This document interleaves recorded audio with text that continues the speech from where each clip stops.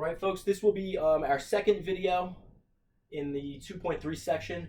And what I want to explain is called the process of direct substitution. All right, direct substitution. And it doesn't really get much more straightforward than this, okay? Direct substitution means exactly what it sounds like. Directly substitute the x value that you're interested in finding what's happening near that x value. Just plug it in and see what you get, okay? I'll discuss these two examples and then show when you have to be careful of direct substitution, okay? So first of all, let's say I've got this function f. This was the same cubic function that I looked at from the previous video, and then here I've got what's called a rational function, okay? So in the previous function, we looked at the function f, and we said the limit as x went to -2. So let's just try the limit as as x goes to, let's say,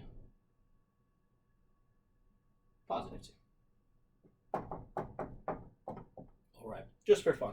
So the calculus book, the Stewart book that we're using, when they introduce the direct substitution property, process, they tell us we can use it for polynomials and we can use it for rational functions as long as the rational function is defined there.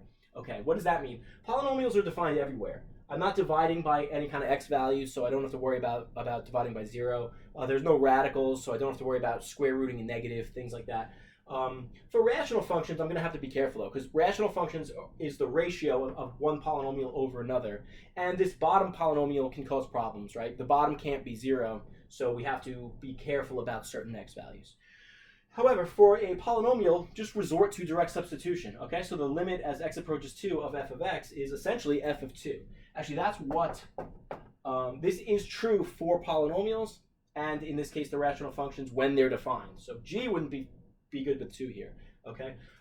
That's what that means, and so let me show that. So f of 2 is 5 times 2 cubed plus 3 times 2 squared minus 7 times 2. So we've got 2 cubed is 8 times 5, positive 40 here. 2 squared is 4 times 3, 12, and here we are subtracting 14.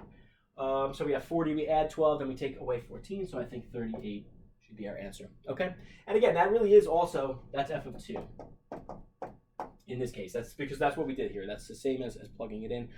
So polynomials are, we can accept those as continuous just from our own background, from taking pre-calc or seeing these graphs. If you don't believe me, graph it. It's not doing anything strange, so that's fine. So direct substitution, as long as it's defined at that value, plug it in, see what you get, right? We don't have to worry about any kind of strange things going on. Let's try g, okay? So I gotta be careful. If I said the limit as x approaches 2 of g of x, actually, I always, my sort of rationale is always try direct substitution. Getting tongue-tied here. Try direct substitution. Try plugging it in, because even if you get something that doesn't exist, the way it looks can tell you what you want to look for, what technique to take on after that. Okay, so let's try direct substitution. Always give it a try. X equals 2. What's going to happen here, though? I'm sorry, if I'm plugging into g function, let me get rid of the f. If I plug this into g, I'm going to get 2 squared minus 4 over 2 minus 2. Okay, 2 minus 2 is giving me a 0 in the denominator. So as a number, this limit is not necessarily, we're not going to be done here. This is going to be sort of an inconclusive result. However, I'm going to get 2 squared is 4. 4 minus 4, I'm going to get a 0 on the top. Okay, if we get 0 on the top and 0 on the bottom, this tells us to try to use replacement, all right, or what's called the replacement theorem. The theorem just says that this works, but we'll try replacement. So that's going to be my next video, okay? So kind of setting the stage. That'll be the third video in this topic. But the fact that we got 0 over 0 means try replacement. If we get a non-zero over 0, that indicates that we've got some kind of asymptote existing at that value. And if we've got an asymptote, there's a couple things to look at. That limit could still exist and both go up to an infinity or down to negative infinity. Two possibilities. However, maybe one end goes up and one end goes down, right? We've seen that before. So if you get non-zero over 0, indicates you've got a vertical asymptote.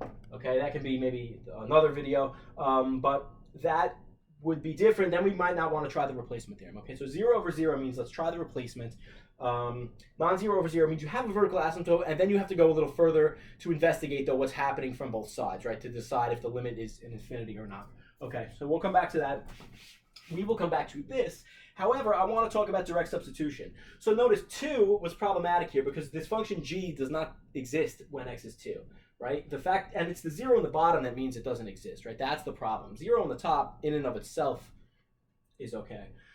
So we can't use direct substitution to obtain our limit. However, we can still try it to get a strategy for our next step. Okay, but let's do an example of this function g where we can use direct substitution. So, as I mentioned, the only problem here is if I were to divide by 0, and the only time that will happen here is if x is 2. So any other value of x, I can do direct substitution. So let's do a simple one. Let's just say 1.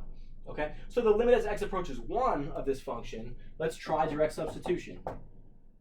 So I indicated in the previous video, I like students to indicate with a little note here, a little footnote, that we're using direct substitution because on the other side, I'm not going to write limit anymore. I'm not taking the limit as x approaches 1. I'm actually letting x be 1, right? So we'll get 1 squared minus 4 over 1 minus 2. And so 1 squared is 1 minus 4. I'm going to get minus 3 or negative 3. 1 minus 2 is negative 1. And those negative over negative becomes positive. 3 over 1. Looks like we're going to get positive 3. Okay, and again, to emphasize really what that is g of 1. That's the limit as you get close to 1, and the function's smooth there, though. So the limit is the function value. No, I like to say funny business, right? No weird stuff happening, no asymptotes, no jumps around when x is 1. X equals 2 is the strange spot, so that will be our next video on the replacement theorem. All right.